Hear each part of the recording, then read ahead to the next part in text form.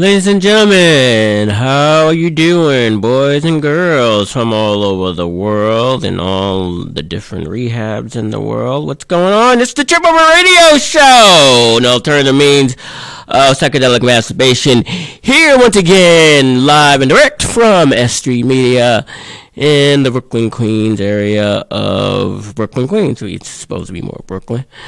Or it might be a little less Queens, or whichever it is, or wherever you're at, that is where we are. And of course, I'm your boy Will BK. How you been and how you been doing? A lot of things has been going on with me for some time. I haven't really been doing a show probably the last couple of weeks due to passing of my grandmama.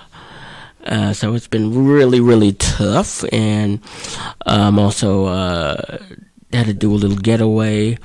I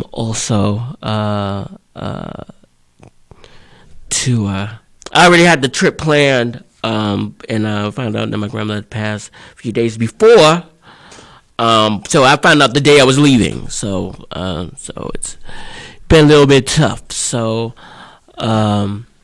this is actually part of my recovery. So, that's why I'm doing the show today. The thing about it is people don't really realize the thing about this show is this show actually caters to, the show caters to people's vices. So if you're going through something, or whether you're drinking, or whether you're doing drugs, or whatever it is, the show for you. But when you go through those valleys, when you're going into self-isolation, it really is tough to just try to act as everything is normal, or if your thing is isolation and you're doing your drinking and drugging by yourself, it really doesn't take it away. It doesn't take any of the pain away. It doesn't take away. It doesn't enhance you feeling better, or not feeling better. It just, now you're just drunk or high and still got the same feeling that you have. That you're trying to mask from everybody. So so just getting up a lot of times really was tough for me, because woman raised me. So and she's been with me from all the different aspects of life that I've gone through, whether it's ABC school and PS 189 and Lefferts, going through the years. I was at Westinghouse from the time I started interning at Medgaris College, Kiss FM, through college, all these different things, all the way up into the trip. This lady's been with me. So it's a little difficult. So for me, I went to, like I said, self-isolation, and people are a little bit familiar with some of my history. I went through drug rehab for at least 30 days at one point, and losing her the way I did was just very difficult for me. And that, hey everybody, I like when people come in and support. Thank you very much. And it was just very overwhelming. Everyone is sending me the condolences and stuff like that. So that was really appreciative. I didn't really say too much about it. Like I said, getting up always is always the toughest part. Always getting up. So and it's funny that people how people get offended, and they take offense that you ain't tell them. Well, why you ain't tell me? Or why you ain't tell me you're going to do something? Now you're on some bullshit. And then you have to waste that additional energy on explaining to them. It's nothing to do with you. Everyone's got their own, grief and grief and loss is customary for that particular person to deal with it on their own. So you have to kind of respect their process up until they're ready to deal with it. Or just like with if you're an alcoholic or a druggie or a drug user, it's the same thing. You're not just going to stop because it's people are morally trying to tell you shouldn't do that or you shouldn't drink or whatever. You'll do it when you are ready, good and ready. So it's almost the same thing with stuff like grief and loss, because it's like when I'm ready to share it with people or your ass, I will let you know what I'm going through. So I had to have those kind of conversations, and it's just draining. It's just to take on something like that, and then simultaneously, not to get off my grandmother, but then my good friend of mine's sister, who I adored and liked me as well, she recently passes due to she went into a coma, and because she needed a kidney and she was not able to get that kidney. So it was really that was really tough, and I couldn't. I'm probably gonna go to their funeral, her funeral, that's coming up this week. I believe it's this week, and so that was just really tough dealing with that as well. I had to. I scheduled. I'm coordinating the funeral for my grandmother, and it's gonna be next Monday. In Brooklyn, it's gonna be a Zoom. And there's going to be a visual, then a cremation. So it's all that's just beyond, just heavy, So I'm coordinating that. So like I said, it's still pretty emotional for me a little bit. But like I said, I'm just getting through it, and just trying to keep it moving. So instead of just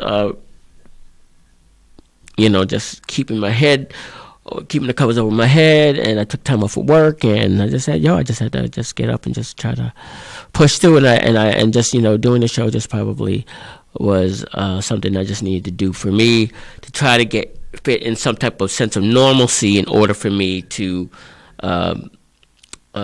gain some sense of sanity for myself. You know what I'm saying? One of the things that I did do, I went to Vegas. And I went up there with Genergy. Shout out to Genergy. Always love Genergy. And went up there with her friends, some of her friends and family, because they were celebrating a birthday party up there. So went up there, and that was it was pretty. For the most part, it was all right. It was funny. They rented out an Airbnb. I haven't been to Vegas in about 15 years, so it's. A lot of things changed. And I'm mad because I didn't get a chance to go on any of the rides that I'd planned on going to, like New York. Hey, how you doing, honey? New York. I didn't get to go on that. I didn't get to go on the Stratosphere. I didn't get to go on any of them. And I already had that in mind. I was going to do that, and I didn't get the opportunity to go on any of those things. But we stayed at an Airbnb, and this place was dope. It was on a gated community. It was on a cul-de-sac. I got the day I got up there. Like I said, I just found out probably earlier that day that my grandma passed. So we get to the gated community. We go into the gate. I gave him the dude the address. He dropped me off at the number of the address, but it was the wrong street. So now I'm out there in the gated community, black dude with 2 bags, a knapsack, and a big duffel bag. And I'm like, once I knocked on that door and that wasn't it, I'm like, oh shit, here we go. Because this white chick was like, I said, well, she's like, what do you want? I said, I'm here, supposed to be staying here for the Airbnb. She said, no, you're not. Go away. Click, slam the door. Oh shit. Then you already know this bitch was about to call the police, security, or something. So I'm reaching out to my people and saying, well, where you at? Where you at? We're here. We're here. Well, I don't know where here is. And I'm on the street. I don't know where that street is. I'm in the community. I don't know where it is. I said, you know what? Let me get out and go back out to the gate. So then it doesn't even look like I'm just walking around wandering. Who is this Negro in our gated community? So I was like, fuck that. So then I got outside. And then I called them again. What you say put? They're coming. Of course, while they're coming, of course, the police guy stops me. But he didn't have to stop me. I was already at the gate. Explained to him what happened. Showed him the text messages to show him, like, here, I'm, not bullshitting. And this was going on. He said, all right, he was cool about it. And then at that moment, because he was about to drive me to the address, but then they just happened to just come at that time, scoop me up, and they said, oh, okay, no big deal. So I got in the car with my friends, and then we went to the Airbnb. Airbnb was kind of cool because it had a basketball, the electronic basketball thing, and there it had this whole nice little game room, the basketball things. What else? Well, it had a little 400 video game thing on this thing, so that was cool. The actual games on it, so that was cool. A skeet ball, had a jacuzzi, had a pool table. All this stuff is nice. All this is mad nice. So, hey, honey, how you doing? So all those things was nice. It was real cool that it was there. So yeah, for the most part, we were just drinking.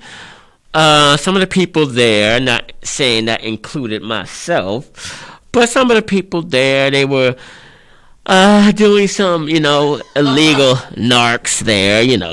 Some people were doing, eggs and all these other type of, party favorite drugs, stuff like that. I frowned on it when I didn't like the way it tasted. But I didn't do any, anything. Well, depending on what you're asking, what did I do?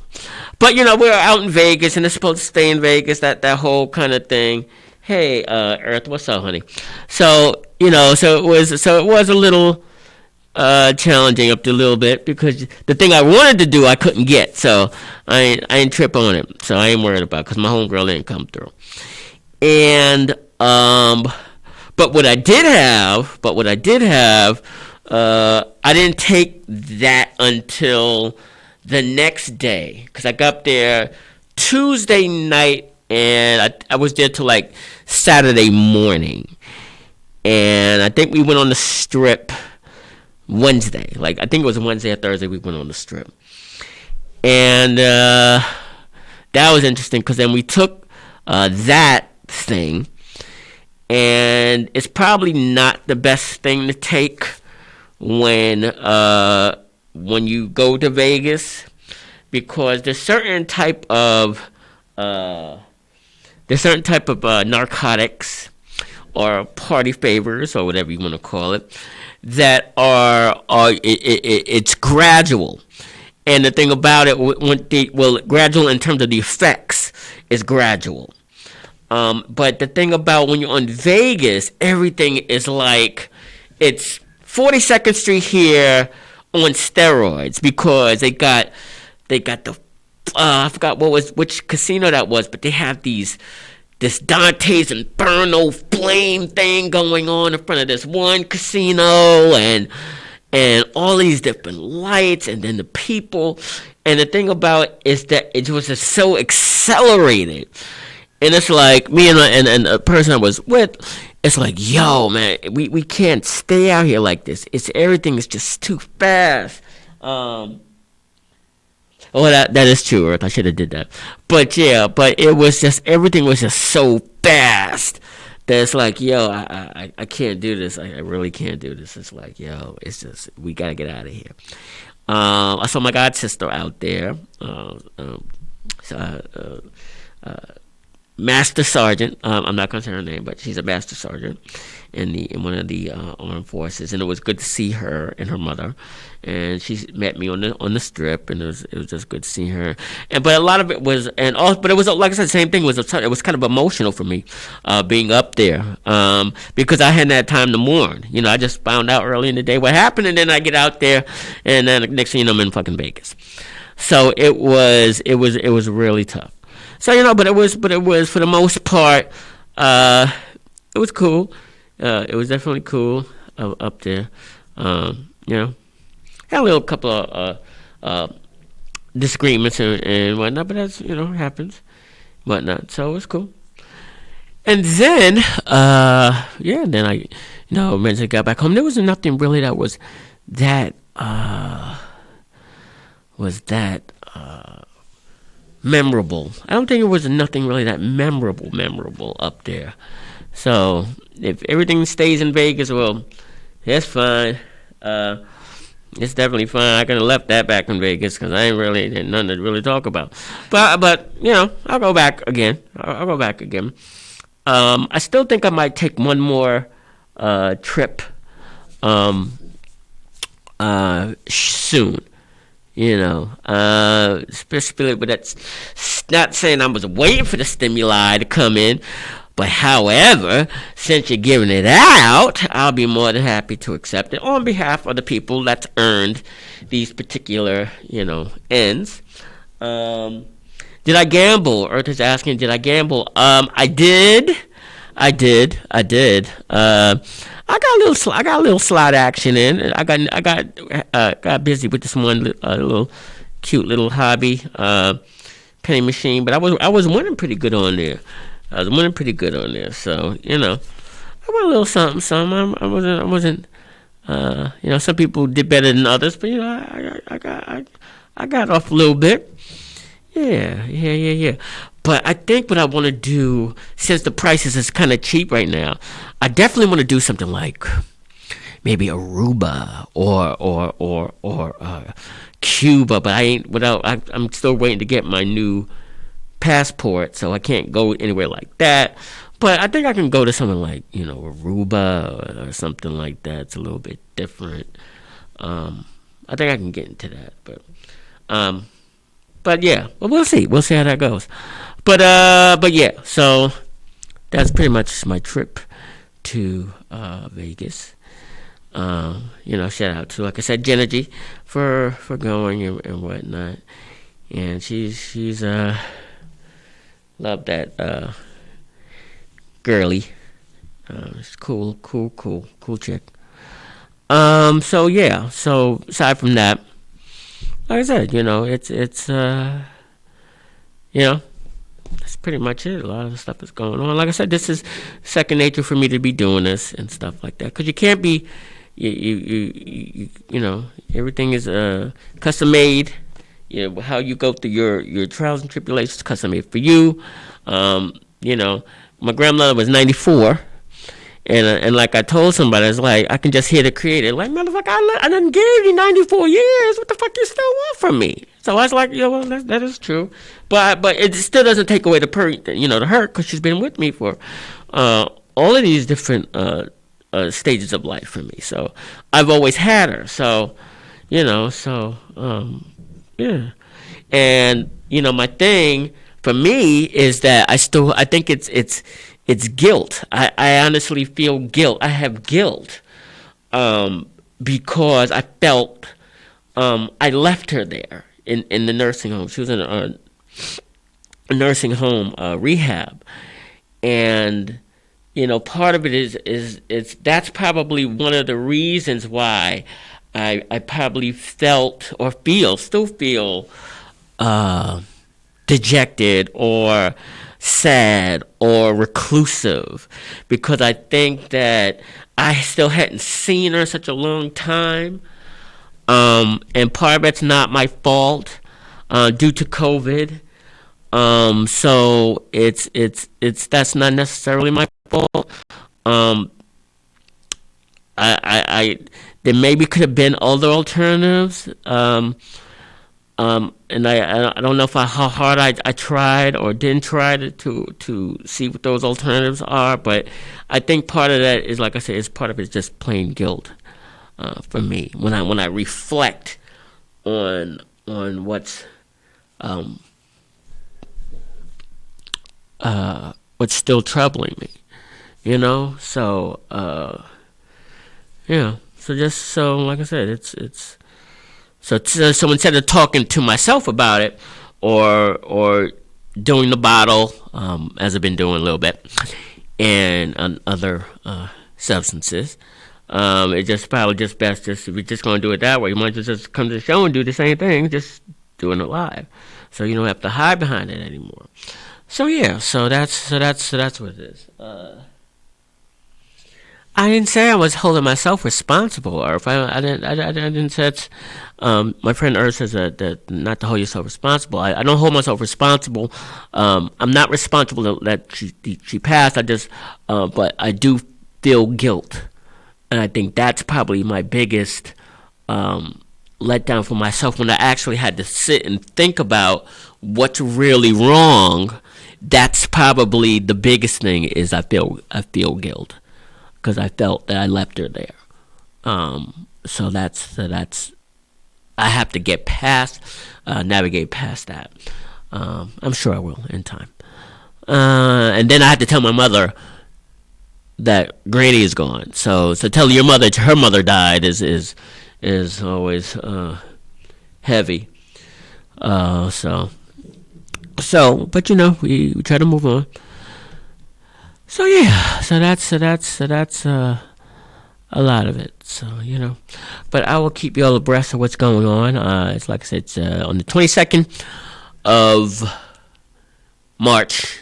It's going to be in Brooklyn, and it's going to be a visual and a cremation out in Brighton Beach. So yeah, so we'll see how that span turns out and whatnot. So yeah, so we'll see how that works out. So yeah, so I guess I'm doing what I would be doing to be happy. So that is why I'm here doing this thing. So I'm gonna go ahead and just make a quick turn and talk about some other things.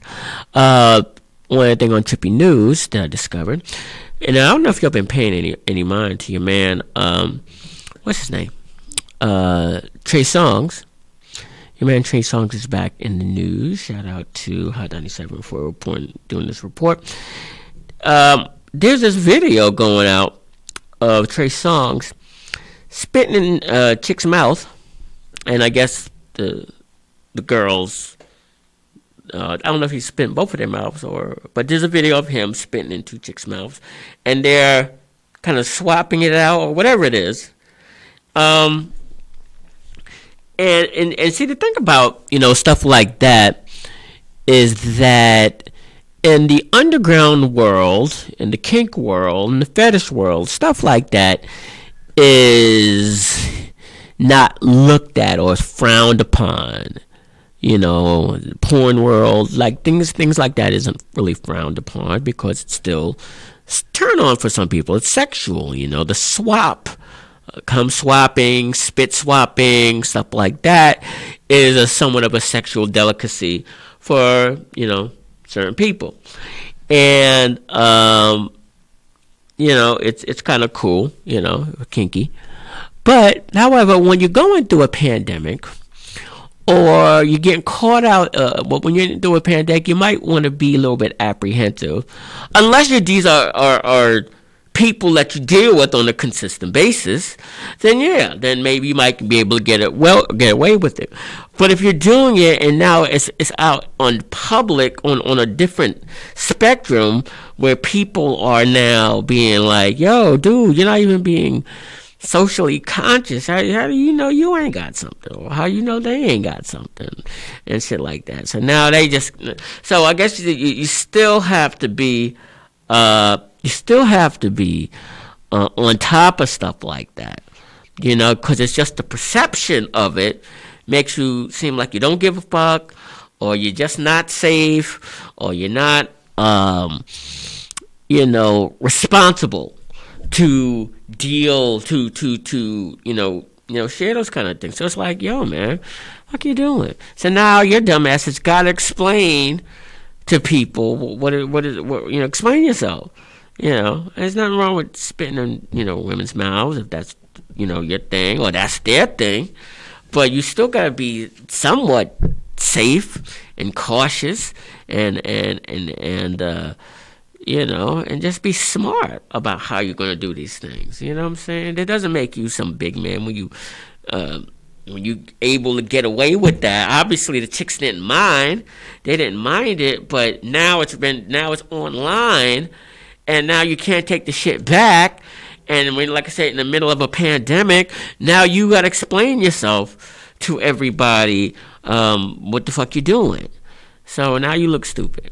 So, I mean, And then that's funny. And then you got your man Cameron, another dude. Shout out to Cameron. He tapped some broad in his complex. He must have really gave her the business, because now she's stalking this motherfucker. And she just keeps knocking and ringing his bell and watching him, and so all of these different things is happening. So now, unless he's got a new project coming out, which it almost sounds like he's got something down the pipeline, I think he might have something coming out. Then it makes sense how it ties in and how you can expose that. If this chick is really nuts, as the way he's making it. How's he making it seem?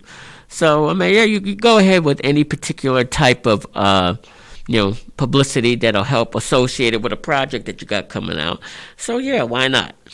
But however, if this isn't some associated plot thing going on, then, what are you doing? Why would you? I guess there's nothing wrong with tapping somebody that's in your complex. That's goes without saying, but.